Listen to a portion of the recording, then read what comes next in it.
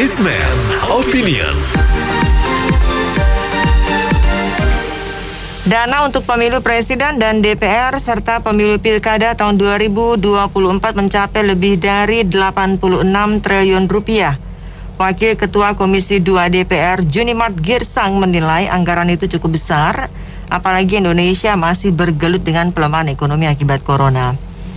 Apa komentar Anda mengenai anggaran 86 triliun untuk pilkada dan pemilu ini?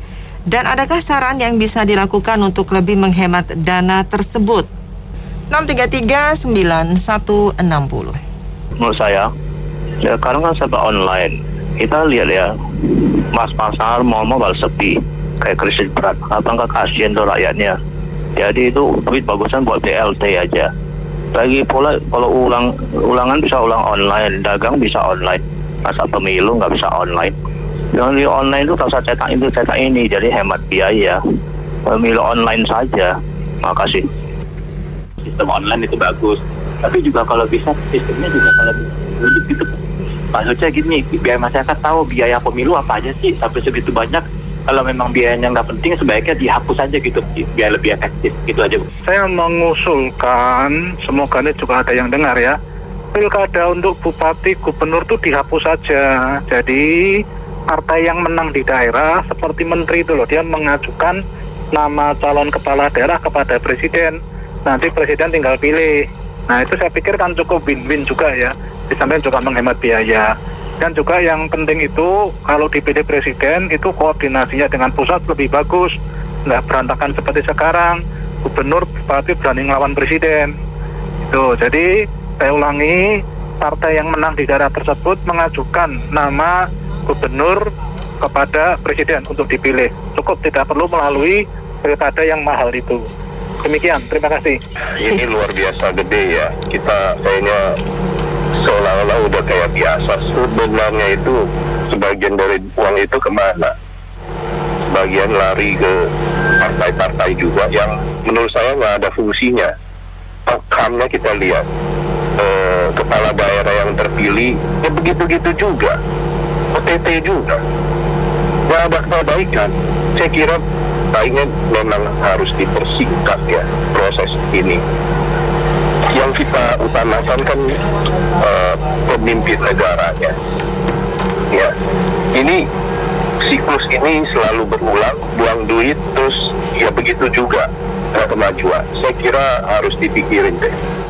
Ada dua opsi sebenarnya ya, kembali ke zaman lama di mana dipilih langsung oleh pemerintah pusat atau gubernur untuk memilih bupati atau hal lain seperti yang diutarakan pendapat pertama.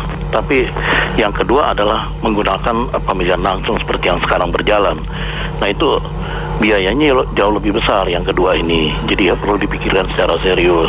Pandemi ini belum kelar, udah mau kontestasi lagi. Saya kira fokus dulu lah ke pandemi ini karena ini membutuhkan sama-sama membutuhkan banyak dana.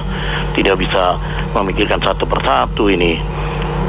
Kalau ada harmonisasi antar partai politik dan pemangku jabatan, saya kira maka mempunyai kepentingan yang sama-sama, mengutamakan kepentingan negara di atas kepentingan pribadi.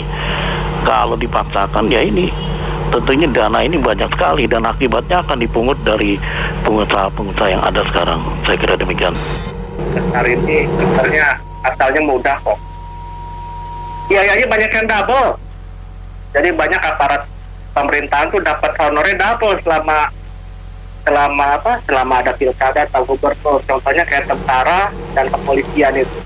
Dia kalau diturunkan itu dia dapat honor dari KPU, dari anggaran negara. Jadi dari instansinya itu bekerja juga dapat honor lagi. Jadi double dapatnya. Makanya anggaran jadi kayak gemuk sekali gitu loh anggarannya. Seharusnya kalau memang seperti anggaran pengamanan itu jangan sampai double gitu loh. Kalau memang misalnya sudah seperti kayak angkatan darat segala macam sama kita itu udah ada anggaran kepolisian, yang nggak usah lagi ada dana pengamanan dari KPU dan segala macam, itu baru dari stasiun. Belum lagi dari pihak aparat KPU dan instansi lain, karena orang dapat honor lagi dari yang lain-lain, dari anggaran lain yang sebenarnya sudah ada di cover oleh anggaran lainnya gitu loh. Jadi kayak tumpang tindih begitu. Jadi wajar aja jadi anggaran pilkada sama itu kayak gede buto ijo gitu, gede banget anggarannya. Padahal kalau kita teliti lagi, sebenarnya itu tumpang tindih itu anggarannya. Itu aja komentar saya. Kalau ini kan harus, saya lebih setuju pemilihan kepala daerah itu langsung. Cuman kalau bisa pemilunya itu diselenggarakan secara digital ya, seperti scan itu tuh peduli lindungi itu.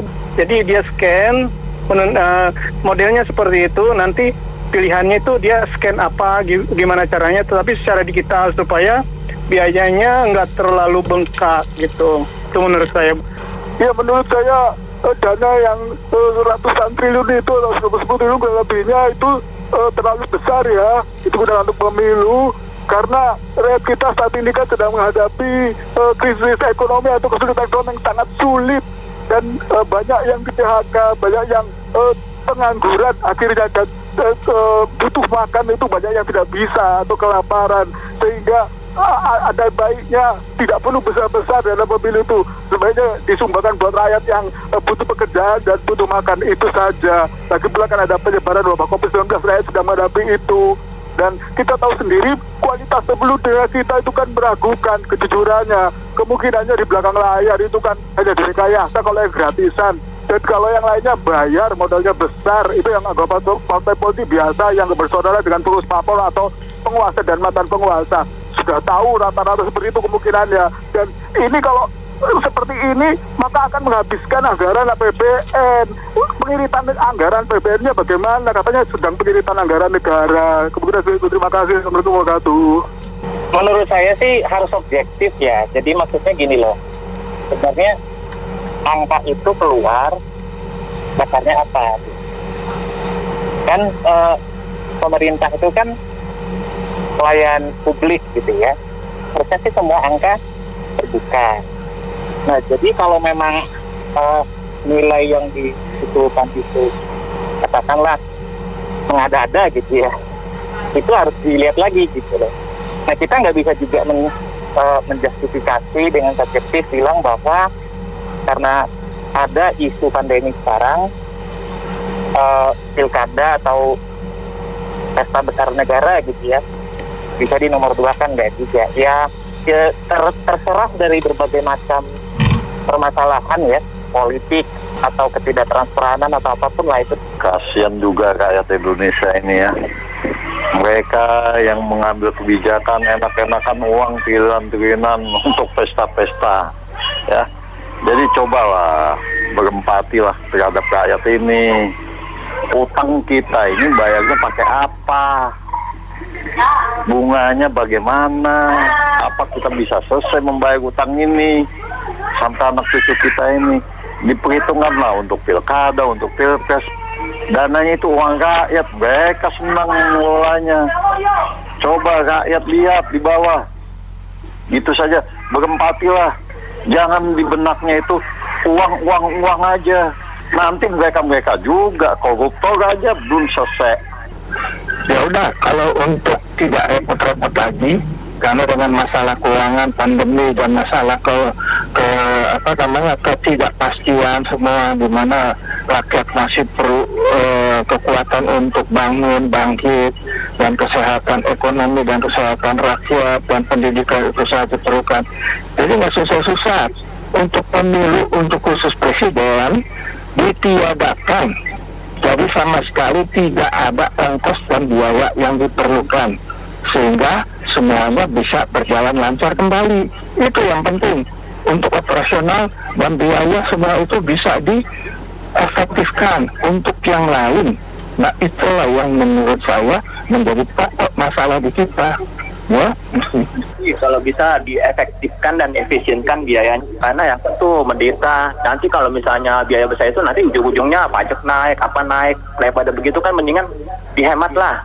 Kalau pajak naik seperti apapun juga besarnya, tapi kalau biayanya hasil APBN itu buat dipoya-poya begitu, yang kasihan kan rakyat Bu, apalagi sekarang lagi susah ya, banyak orang pada menderita. Yang ngajuin dana ini kan pemerintah dong. Nah, dan yang komen bahwa dana ini terlalu besar kan DPR. Nah, saya cuma mau tanya aja gitu. Itu DPR itu apakah dia cuma buat lip service ke publik aja atau ada something yang mereka lakukan untuk mengontrol dana ini. Karena kita rakyat hanya bisa komentar kayak gini aja di radio gitu kan, tapi kita nggak punya kapasitas untuk mengontrol dana itu, untuk benar-benar mengkalkulasi dana itu benar-benar pakai buat pemilu nggak gitu, atau sebagian disunat sana sini gitu kan. Nah, mulai ini DPR berfungsi juga lah, jangan hanya berkomentar aja, tapi mereka lakukan something gitu loh untuk mengontrol dana ini. Dan siapa yang menentukan budget ini gitu deh. Kalau bisa ada rapat sama DPR lah gitu kan, bahwa dana ini untuk apa aja, ada kayak dirinci atau apa gitu ya. Jangan hanya suka-suka aja. Kita nggak tahu siapa yang susun anggaran ini, memang harus dikontrol menurut saya. Terima kasih. Kalau kita pikir-pikir, otonomi daerah dan pemilihan langsung ini seperti dulu zaman Orde Baru, tidak lebih baik, biayanya 100 triliun. Memang dulu tuh Presiden kita Soeharto pernah menyampaikan kalau kita pemilihan langsung biayanya sangat besar, tetapi kadang-kadang penguasa kita ini tidak memahami sehingga akibatnya seperti ini. Jadi menurut saya perlu ditinjau ulang ini pemilihan langsung kepala daerah. Terima kasih. Pemilihan langsung itu sudah benar, sudah baik, jangan dikutak-kutik, jangan diganti lagi dengan penunjukan oleh para wakil rakyat. Itu tidak benar. Tetapi menyoroti biaya yang besar, seharusnya pemerintah hanya menyediakan anggaran untuk apa? Untuk alat-alat musuh, untuk transportasi dan sebagainya. Para kandidat tidak perlu kasih uang, para partai tidak perlu kasih uang. Kalau nggak punya uang, jangan terlibat dalam politik. Jadi harus kaya dulu, baru boleh berpolitik.